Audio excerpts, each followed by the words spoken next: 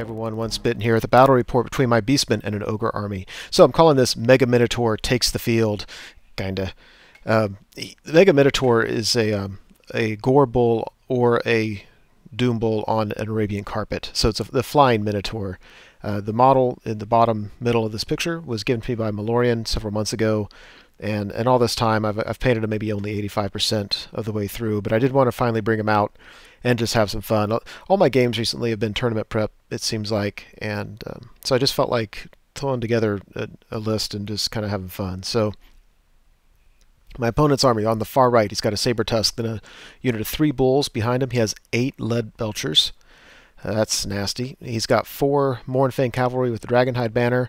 Behind them, he's got 2 iron blasters, and then he's got a unit of 8 iron guts with, let's see, they have the standard to discipline, and they have 3 characters. A Slaughtermaster is the general, a butcher, and his battle standard bearer who's stubborn. So they can absorb a lot of wounds, they're high strength, and they shouldn't be budging anytime soon. And then on the far left, he's got 2 small redirecting units of bulls.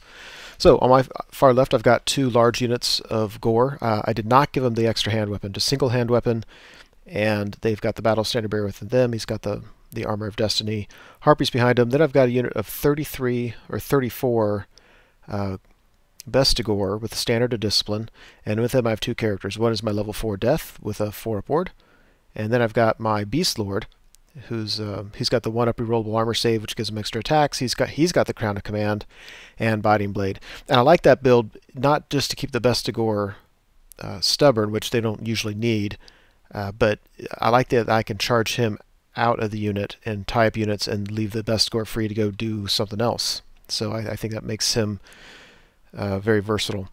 I've got some Dragon Ogre models. I use those for my Pumbagors. So I've got one there. I've got a Tuskor Chariot. I've got behind that I've got a big herdstone, a piece of terrain I found in the store I loved. So a big herdstone with 2 level 1s, both with shadow.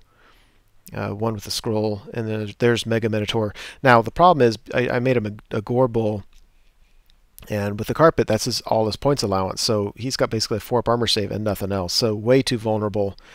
Really, as soon as I put him on the table, I realized that that needs to be a Doom Bull, go big or go home, because the Gore Bull just he had 2 iron blasters. I just have to hide him. So there's another pig, and then there's some more harpies. And right off the bat, I realized I just really made some mistakes deploying. One, I have all this chaff on the right, and my opponent has a lot of shooting, and if he starts forcing panic tests, my general is too far away for some things, and my battle standard bearer is way too far away. Also, my opponent has me outranged, and usually you don't want to really hug one side of the table unless you have the other person outranged. So I've got 2 huge units of gore on the far left that are totally out of position. So right off the bat, I'm thinking, this is I got to play better than this. So Ogres, when the turn to go first, he moves up a little bit. Yeah, the 8 lead belchers opens up my harpies, easily kills them. But I pass panic tests. So then both iron blasters open up on this Razor Gore. Both of them hit him, and both of them roll a 1 to wound.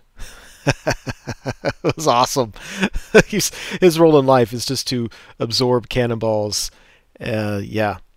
So one thing I like about my list is cannons don't really hurt me too much. They keep a Mega Minotaur hidden, and they can pick off chaff, but you know, I have big units that cannons don't hurt too awful much. So Beastmen, I move up very aggressively on the left. My idea is I like my Bestigor to threaten his Mournfang, or just they can step into that building, and then I can step out of the building and be right all up in his business. So they're just within 5 inches of the building. So I kind of like my positioning there. Gores on the far left, they're just march up as fast as possible. I made sure all my chaff on the right are more than 6 inches apart because I didn't like the idea of panic tests. Yeah, so here's my far left. There's far right. Everything's spread out. And yeah, just other views. So then they're in the magic phase. My opponent has the Hell Heart. Of course, he's not using it yet because he's too far away. He's got a scroll. I couldn't even pull the scroll out of him. He's letting my death snipes go through, and then I'm just rolling like crap. I think it's a good strategy for him because death sniping spells don't work well against ogres because he has so many wounds I have to go through, and then when he casts magic, he can heal them. And in hindsight, I didn't really think about that during the game. In hindsight, maybe I should have just targeted other characters because I don't think they can heal any wounds. And if they can, it doesn't matter if I target other characters. So they can regrow wounds, and so if I can't get 5 wounds off on them, it really doesn't do me a whole lot of good. Ogre's turn 2. He's staying put with the iron guts. Otherwise, he's kind of shuffling over on the right. He's staying away from my Bestigor, but I think he's wanting to threaten my chaff and possibly my Herdstone casters. I'm not sure. Yep, there's another view. And over here, yeah, he's actually backing up with his redirecting bulls. We go to shooting, and of course, this Iron Blaster hits, kills, and everything else my Razor Gore. The one over here hits and wounds my Chariot, but only does 2 wounds, so take that. I have no use for that Chariot in this game. I don't know what he's doing. And then his Lead Belchers open up, and even with the cover save from the Morn Fang, he still is able to do a couple more wounds, so that Chariot's gone. I feel like he's nickel and diming me. So, Beastman turn 2. Mega Minotaur is still hanging out behind the Herdstone. If he had 1 Lead Belcher, I'd be willing to fly out and get behind covers or something so that he couldn't move and see me. But with 2 of them, he can move 6 inches, in both directions and see me no matter where I fly. So that's the reason I'm hanging back with Mega Minotaur. My characters in the Bestigor enter the building, and my other units move up as fast as possible. So there's that. There's my Beast Lord and my Great Brave Shaman. So what I like about the building, I can start casting Purple Sun. I think this is fair. Cast Purple Sun, put the template on the edge of the building, and shoot it off. Really can't miss. So we go to the magic phase, and I take Purple Sun, and I shoot it straight off. I angle it such I could either hit 9 bulls, 9 of these Iron Guts, or hit 7 of them and clip the Iron Blaster. And I decide to do that. Well, he passes his initiative test of the Iron Blaster, and then he took 7 initiative tests on initiative 2, and he passes 5 of them. And then a Death Snipe spell takes just 1 wound off his general, or he healed the last one, and then I put 2 more on him, or just this yo-yo. Very, very disappointed. Very disappointed with that Purple Sun. So Ogre's turn 3.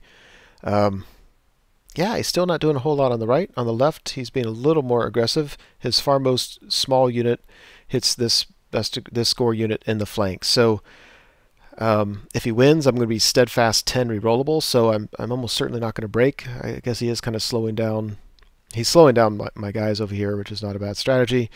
His Lead Belchers want to pick on my Bestigor in the building. I'm getting a +2 cover save, which is nice.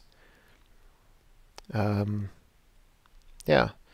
So then we go over here, and his cannon opens up, hits my Razor Gore. This time he is able to wound him, but it only does 2 wounds. And I'm sitting there with 1 wound left. This guy's like invincible. His Lead Belchers open up on the building, and they kill a total of 2 Bestigor.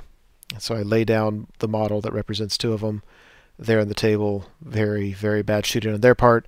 After combat, yeah, he kills a few. I stick. I go ahead and reform because I can kill him on my turn and then reform again. Beastman turn 3. Mega Minotaur is still hiding out behind the Herdstone. I can't bring him out. I don't know what to do, guys. I can't bring him out with 2 Iron Blasters on the table. If it was a Gore Bull and he had a ward save, I would. If he was a Doom Bull and had a ward save, I would consider it, but I can't do it like that. Yeah, I'd charge these guys in the flank. I'm certainly going to win that battle. So my Razor Gore over here charges his Saber Tusk, and he flees and rolls like a 3, and I catch him. And it forces a panic test on the bulls, but they pass it. Kind of bummed about that. And over here, yeah, I beat the unit, killed him actually to a man. Or I think he had a standard bearer left, and so when he broke, he just died. So my leftmost unit overran, and I went to reform with my rightmost unit, and then I realized I couldn't go bus formation unless I wanted to go 4 wide only, because I had to keep my center straight, and that leftmost unit was kind of blocking me. And I didn't want to go 4 wide because I needed ranks for steadfast, because now his bulls are going to charge me. So I just faced the building. I figure if he charges me, then you know, we'll just take that as it comes. That should be okay. So Ogre's turn 4. So you can see it's just kind of swooping around on the right. On the left, the unit of bulls does charge my flank, and he turns the Iron Guts to go towards these guys finally. So, yeah, that's a tough fight both ways around. I've got a lot of wounds, and I'm 5s to wound him, but you know, I've got a lot of attacks. Here's everything on the right. So he shoots, finally kills the Razor Gore over there. His Iron Blaster blows up, misfires, so I really appreciated that. And his Lead Belchers open up my Harpies, kill all but one, but of course he's leadership 10 rerollable, so he sticks, and that's fine. That's all I need there. After combat here, he kills a bunch of my guys, but I'm able to reform, and so I'm happy enough with that. And we go to Beastmen turn 4. So Mega Minotaur finally flies out from behind the Herdstone. Yeah, not a whole lot I can do to prevent the Lead Belchers from shooting at me, but I decided to do so. I couldn't keep on hiding them. It was just killing me. Over here, of course, I charge with both units there. And come out of the building. This is really weird. I only went 9 wide, because if I went 10 wide, that means I would have some models that were moving more than 10 inches to do this. So, but what I do like is, you know, I could have faced either way, and if I faced the other direction, it would be almost overkill. It would guarantee me points from the Iron Guts, I think. But I decided it'd be more fun to face this, and because I've got, you know, his Mournfang and his Lead Belchers, they really can't do a whole lot. If his Lead Belchers move up to shoot at my Mega Minotaur, they're going to get charged by my best score unit. So after combat, I get this unit down to a single wound remaining, or there might be 2 wounds remaining, either way, and this guy sticks, which is rough. So then I had to reform in case when his Iron Guts charge me, I can make sure I'm going to be steadfast. So Ogre's turn 5 looks like that. His Iron Guts charge. His Mournfang, I love how his Mournfang and his Lead Belchers are at. It seems like my Bestigor should be good there. The Iron Blaster charges the flank of my Bestigor unit, but I've got a Beast Lord in there, so I'm going to pull him over. I'm hoping through wounds and combat res, that thing can just bounce, allow me to reform, and I can do some nasty charges on my turn. So there's that charge.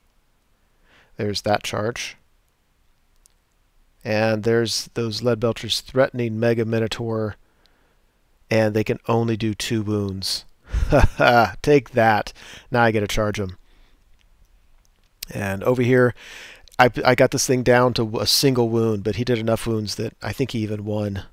So I said, darn it, I just had to reform to make sure I take care of him next time.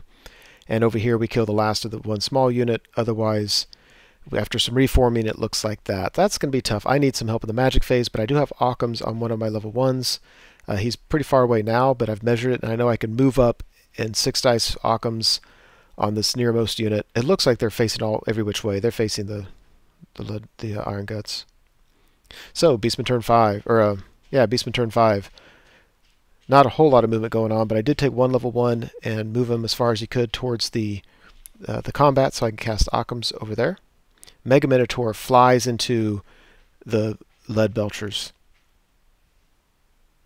During his magic phase, he got +1 strength, and during my magic phase, I get -2 strength, so it nets out at a -1, and then I get Occams off on that one unit, so that's going to help. And this is where I'm kicking myself for not bringing extra hand weapons, because that would have really helped. So Mega Minotaur flies in. He attacks first. He does 3 wounds, kills one of these guys. He gets a ton of attacks back. He whiffs almost all of his attacks, and then all of his hits wound. Every single one. And I fail all my armor saves. And he kills Mega Minotaur. Thanks, guy. That was awesome. So we kill the Iron Blaster and reform. Little too late. And over here, I don't know who wins combat. It doesn't matter. When we're all done, I reform. 1, to get as many attacks as possible, and 2, the Mournfang can see me, and they're not very far away from me, but they're in my flank. And so reforming this way, he couldn't complete the charge, because he can come up, he can touch he can kind of get corner to corner with me, but he can't straighten out without hitting the building. So that's why I did that, because I didn't want Mournfang in the flank. Ogre's turn 6, Mournfang charged my Occam's caster, I flee and he catches me, of course. His lead belters cannot march, so they move up as much as they can. So I should be able to get the charge with my Bestigor.